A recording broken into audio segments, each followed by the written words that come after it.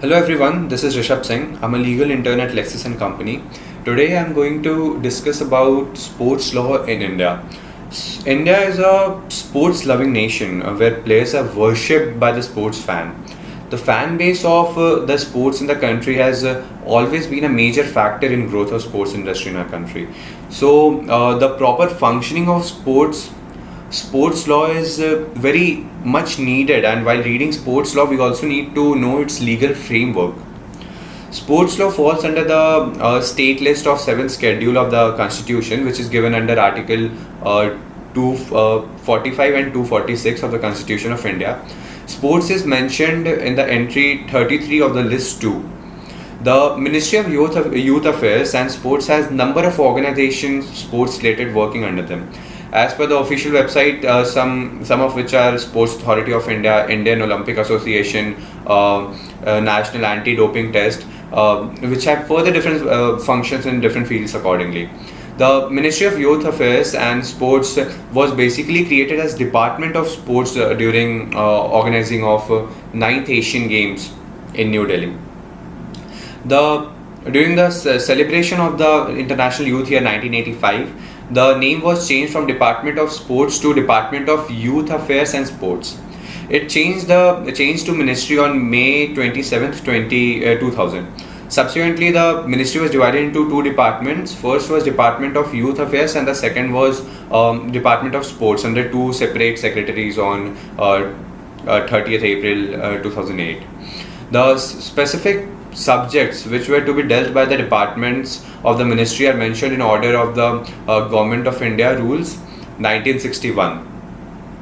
Esports has gained success in India rapidly, so it is very essential to talk about the growth of esports and its laws. So the growth of esports has been very prominent from PC games to mobile games. The growth can also be seen with the revolution caused by mobile games in India, as many international esports have signed contract representing their roster in mobile games in India. For example, Fnatic and TSM are world famous esports organizations. Esports law includes different cyber laws and contract laws for the players. Esports not only include PC games and mobile games, it also includes the fantasy games, which have also been a point of interaction from last few years. A recent study shows that 37% of the fantasy sports players consume more than 6 to 8 hours of real life sports content per week. So the turning passive sports viewers into active participants. The Bombay High Court, based on the Dream 11, was a deciding case for the fantasy games, as well as it touched the topics of gambling and betting laws along with it. The Bombay High Court dismissed Sacha's contention that such fantasy games contest are merely game of chance or accident, notwithstanding involvement of substantial skill. The judges held that result of consent offered by Dream 11 is not at all dependent on winning or losing of any particular team in the real world game. Thus, no betting and no gambling is involved in such fantasy games. The success in Dream 11's fantasy sports depends upon users' exercise of skill based on superior knowledge, the judgment and attention, and the results thereof. It is not dependent on winning or losing of a particular team in the real world game or on any particular day. The court also highlighted that the said issue has been already decided by Punjab and Haryana High Court in Dream 11's case itself, wherein it was held that such contests are game of skills and not a game of chance. The Bombay High Court reaffirms that earlier decision by the High Court by other high court.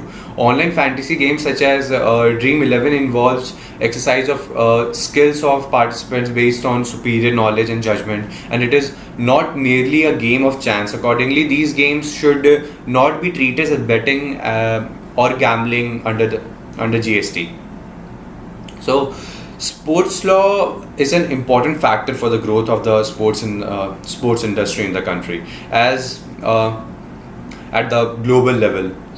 Sports related laws are being given equal importance from a few years, which have changed the whole scenario of the progress of sports related career options, as it's now provides security to sports oriented people from any sort of injustice. Some of the sports organizations are the main controller of sports of their respective fields, and government objections is minimal in these types of boards. But in some cases, boards cannot control the decision making for, like example, Indian team has been stopped from playing Pakistan team by the government due to the tensions between both the nations. So, sports law is a profession that connects you with both the law field and the sports field, and can also help you generate decent income. But mainly, this profession gives you a chance to work for your nation. The new interactions between sports law has shaped a new need for the greater understanding of how the law relates to the sporting world. And India needs expert sports law consultants to meet an amalgam of diverse legal disciplines such as sports law and policy, contract, tort, and etc. criminal laws and etc. So this was all about the sports law in India. Thank you so much.